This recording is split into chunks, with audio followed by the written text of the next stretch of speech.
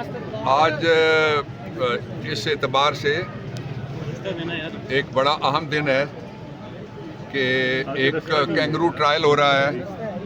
پہلے عمران خان کے ساتھ ظلم ہوا اور 180 سے زیادہ FIRs کے کینگرو ٹرائل ہوئے۔ اس کے بعد ان کی بیگم بشرا کو بھی ان کے ساتھ سزا ہوئی، اس کے ساتھ ہی ان کے بانجے کو بھی سزا دی گئی۔ اب اس طرح سے لگتا ہے کہ جو یہ کینگرو ٹرائل ہے اس کے نتیجے میں ہماری بہن علیمہ خان کو سزا دینے کی کوشش کی جائے گی۔ میں اس کی شدید مذمت کرتا ہوں اور میں شرم دلانا چاہتا ہوں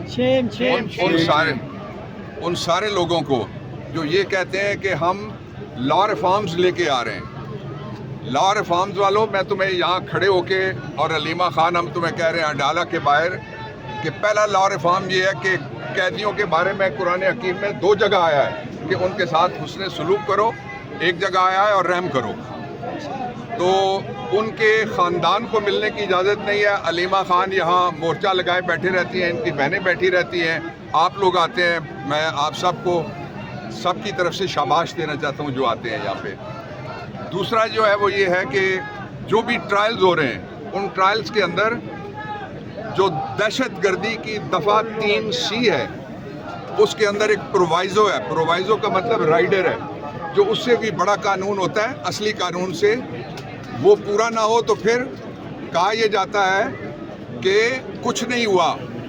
اس میں لکھا ہوا ہے کہ اگر کوئی ریلیجیس پرپزز کے لیے یا اگر کوئی دستوری مقصد کے لیے یا کوئی اگر جمہوری مقصد کے لیے کوئی شخص باہر نکلتا ہے تو وہ اس کا حق ہے، اس پہ دہشت گردی نہیں لگے گی۔ یہ دہشت گردی کی اندر لکھا ہوا ہے، 80A 1997 کے اندر لکھا ہوا ہے۔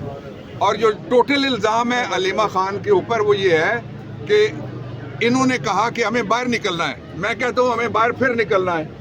انہوں نے جو کہا تھا میں دہرا رہا ہوں، اس لیے کہ جب تک عمران خان باہر نہیں آئیں گے ہمیں باہر نکلنا ہے۔ اس میں کون سی دہشت گردی آ گئی؟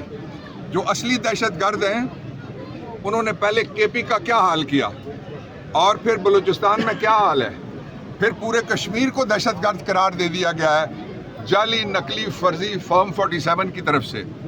اس لیے ہم اس کو بھی مسترد کرتے ہیں۔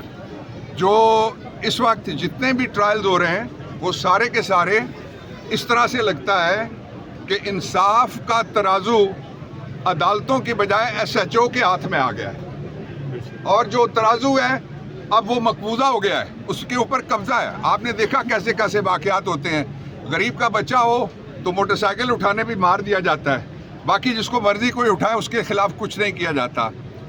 یہ اسی کو عمران خان نے کہا تھا اور درست طور پہ کہا تھا اور بجا طور پہ کہا تھا، اور یہی وہ نعرہ ہے جس کے اوپر ہم سارے کھڑے ہیں ان کی بہنوں کے ساتھ۔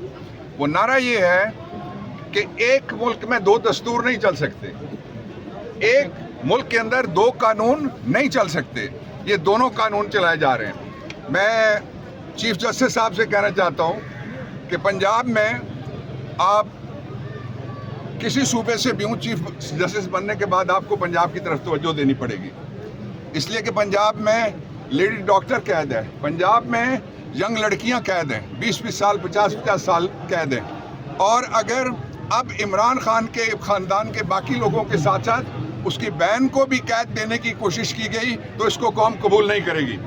اس کے لیے آج بہت امپورٹنٹ باتیں ہیں جو ابھی کرنا چاہیں گی یا بعد میں کریں گی علیمہ خان آپ سے، لیکن میں 3 باتیں ضرور آپ کے سامنے رکھنا چاہتا ہوں۔ پہلی بات ان میں یہ ہے کہ اس وقت عدالتیں ہمیں ریلیف دینے میں ناکام ہوئی، اور ریلیف ہم کیا مانگ رہے ہیں؟ ہم کسی سے کوئی NRO تھوڑا ہی مانگ رہے ہیں، یا وہاں کھڑے ہو کے جھوٹ تھوڑا ہی بولیں گے کہ یہ بیمار ہے، باہر نکلے گا تو جہاز میں بیٹھے گا اور برگر کھانا شروع کر دے گا۔ یہ نواز شریف کر سکتا ہے، عمران خان سوچ بھی نہیں سکتا، نہ اس کے لوگ سوچ سکتے ہیں۔ ہم یہ کہتے ہیں کہ رسائی دو فوراً عمران خان تک، ان کی بہنوں کو، ان کے بیٹوں کو ٹیلی فونکلی اور ان کے وکلا کو رسائی دو۔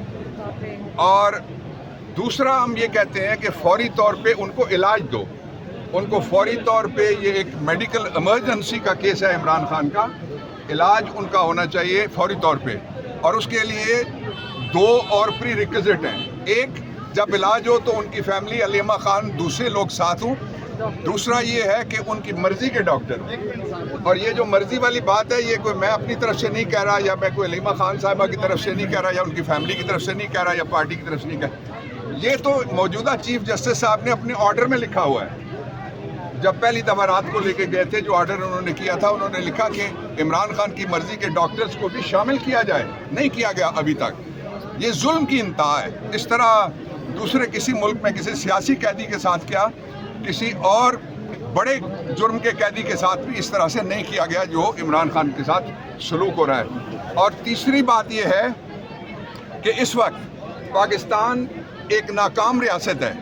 معاشی طور پہ ناکام ہے, بجلی کے اعتبار سے ناکام ہے, بجٹ کے اعتبار سے ناکام ہے, اندر جو زراعت ہے اس کے حوالے سے ناکام ہے, اندر ملک کے اندر جو انڈسٹری ہے اس کے حوالے سے ناکام ہے, جو ورکر کی تنخواہیں ہیں ان کے حوالے سے ناکام ہے, مہنگائی کے اعتبار سے ناکام ہے.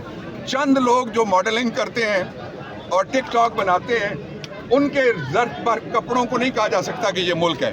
ملک 25 کروڑ لوگ ہیں, 25 کروڑ لوگ خوش نہیں ہیں, اس لیے کہ استحکام نہیں آ رہا. استحکام تب آئے گا جب عمران آئے گا. اور آخری بات میں یہ کہنا چاہتا ہوں آپ سے کہ یہ جو ظلم کی رات ہے, کالی رات, اس کو جتنا لمبا کرنے کی کوشش کریں گے اتنا ملک کمزور ہوگا. پہلے بھی ہم نے کہا تھا, عمران خان کی کئی ساری باتیں سچی ہوئی ہیں. آپ کو اور مجھے مخاطب کر کے انہوں نے کہا تھا میں ظلم برداشت کروں گا, تم نہیں کر سکتے. اب لوگ چیخ رہے ہیں, ہر آدمی چیخ رہا ہے. مہنگائی کے, بے روزگاری کے خلاف, ناانصافی کے خلاف, لاقانونیت کے خلاف, آئین کی اونا عملداری کا اس کے خلاف ہر آدمی چیخ رہا ہے.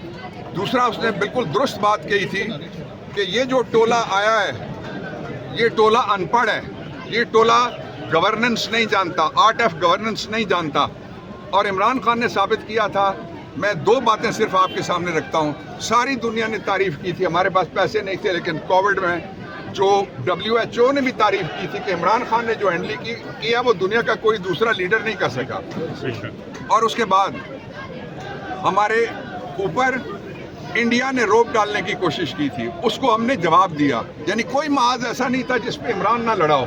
اس لیے اب ہم فرض کرتے ہیں یہ کہ یہ ہوش کے ناخن لیں گے, لیکن یہ ہوش کے ناخن ان کو نظر نہیں آ رہے.